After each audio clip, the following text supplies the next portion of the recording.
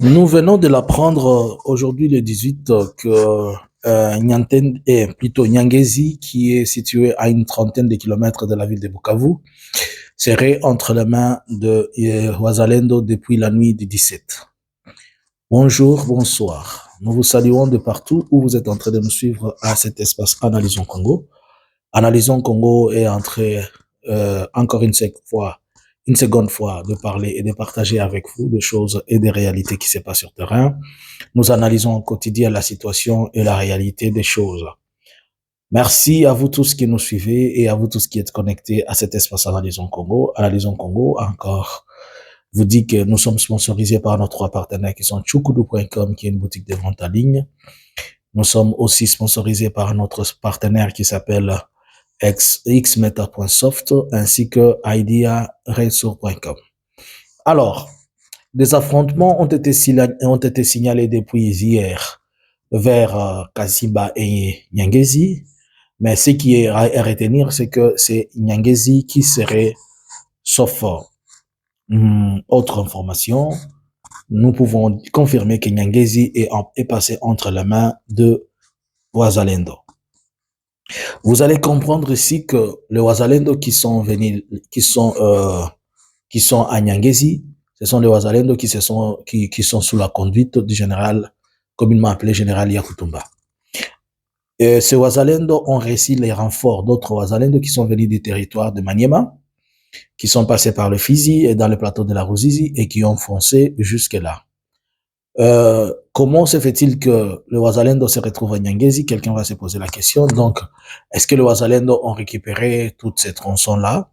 Non. Je vais vous expliquer.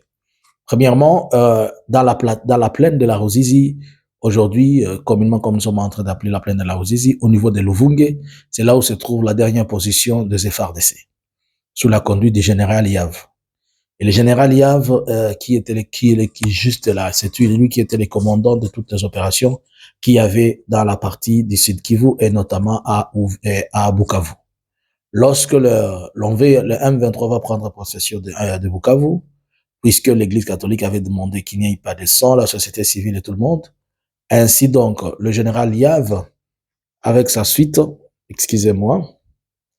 le général Yav, avec sa suite, ils vont quitter Bukavu et ils vont replier jusque vers le plateau de la Ruzizi et tout le monde qui avait fui, comme vous savez l'histoire. Plus tard, ils vont rentrer, le gouvernement va leur demander de rentrer.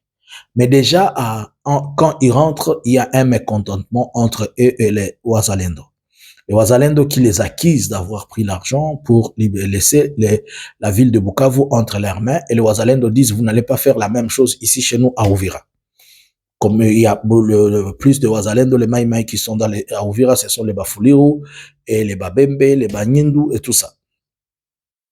Alors, c'est comme ça que déjà hier, nous vous avons fait connaître qu'il y a un colonel, un général plutôt, que l'on dit qui a été tué par le Wazalendo au niveau de Sangue. Sangue, c'est une trentaine de kilomètres avec Uvira. Et pourquoi ils l'ont tué? Puisqu'ils avaient refusé que ces généraux viennent à Uvira. Ils ont demandé même au gouvernement qu'ils ne mettent pas ses pieds et qu'ils sortent dans cette zone, puisque pour eux, c'est celui qui avait trahi. Et comme ils devaient obéir aux ordres de l'armée et ne pas obéir aux ordres des civils, c'est comme ça que le Maï ne supportant pas, le Wazalendo ne supportant pas, ils l'ont tué. Alors maintenant, lorsque le M23 avançait, le M23 a pris Kaziba, et en prenant Kaziba, ils ont laissé Kaziba, ils ont débordé, donc ils ont laissé Kaziba, ils n'ont pas laissé assez de militaires, ils ont avancé. Et en avançant, ils ont laissé presque cette partie vide. C'est comme ça que le Maï vont revenir derrière leur dos et ils vont prendre cette partie et ils avancent sur Nyangezi. Maintenant, aujourd'hui, nous pouvons dire que les Wazalendo sont au dos de M23 et ils se retrouvent avec des M23 en provenance de Bukavu.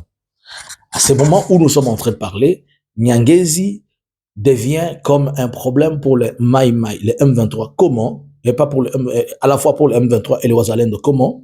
Les M23 doivent les déloger de Nyangezi. Mais là où ils sont à Nyangezi, ils ne peuvent pas bouger puisque Sur le front ouest, ils ont le M23. Sur le front nord, ils ont le M23. Et ils sont comme en quelque part, ils sont pris en sandwich.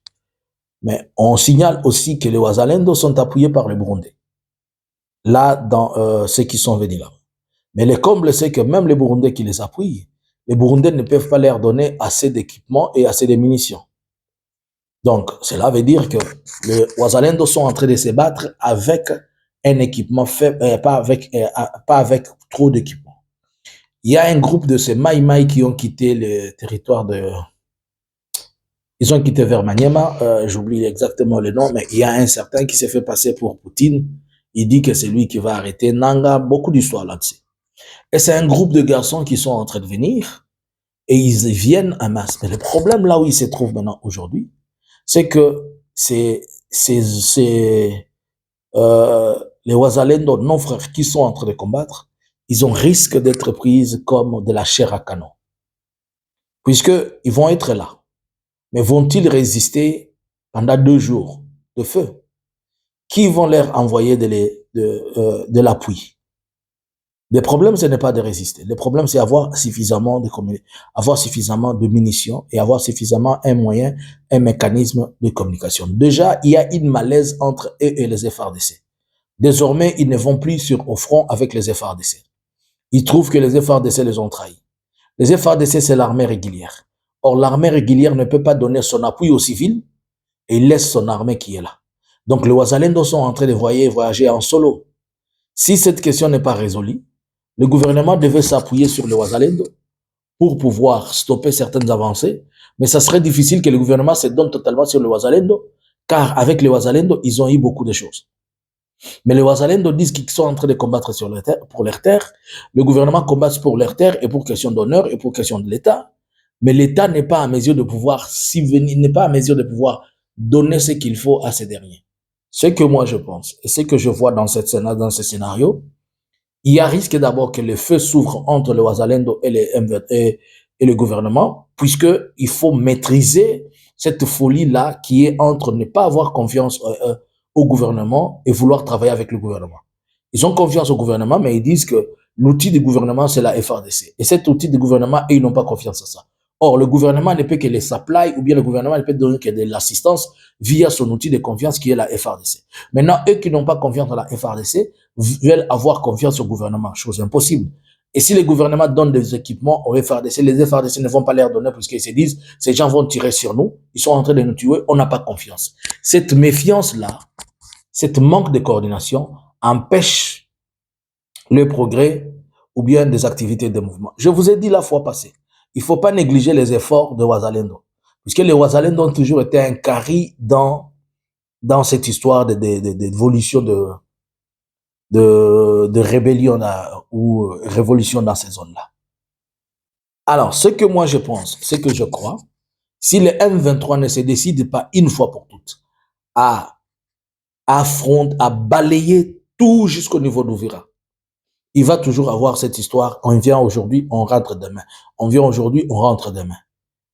Et aussi à l'interne, dans les villes qui sont conquises par le M23, jusque-là, le banditisme qui est devenu trop va toujours être une pierre pour eux. Alors, ils doivent chercher des moyens et des mécanismes pour s'en débarrasser.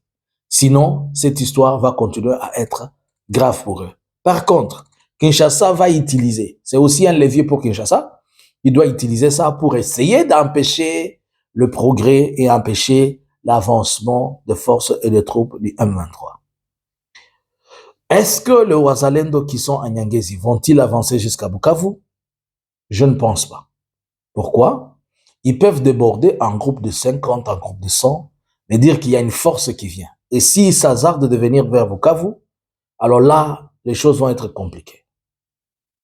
Puisqu'ils peuvent avoir un nombre super, ils peuvent avoir un nombre grand de troupes, mais ils n'auront pas le temps de pouvoir se tenir longtemps à cause du manque d'assistance en communication, en munitions et en appui lourd. C'est-à-dire, l'artillerie lourde, ils l'ont pas. Ils n'ont que des armes individuelles et ils n'ont que des munitions qui sont de munitions qui peuvent finir d'un moment à l'autre. Je suis en train de voir beaucoup de morts dans ces choses. Pourquoi? Puisque quand le M23 va chercher à récupérer Nyangezi, à récupérer toutes ses positions, ils vont se croiser aux combattants qui, comme d'habitude, ce sont des combattants en armes mais en tenue civile. Et qui encore, on va dire qu'ils ont tué des civils. Et nos frères vont beaucoup se faire tuer, puisque, compte tenu du temps et du moment de résistance, et aussi, quand ils vont décrocher, où est-ce qu'ils vont partir? Vont-ils entrer au Burundi? Non. Au Rwanda? Non. Ils vont retourner vers d'où ils sont sortis. Et en retournant d'où ils sont sortis, le M23 va les suivre. Il y a eu un déploiement, il y a eu beaucoup de jeeps M23 qui sont sortis de camp Sayo, et les gens ont commencé à dire qu'ils étaient en train de fuir, sortir de la ville. Non. Ils étaient en train de se déployer pour sécuriser la ville et se déployer par rapport à ce qu'ils sont en train de vous dire là. Donc, à ce point où nous sommes, les Wazalendo peuvent résister à Nyangezi, mais ils n'y résisteront pas longtemps.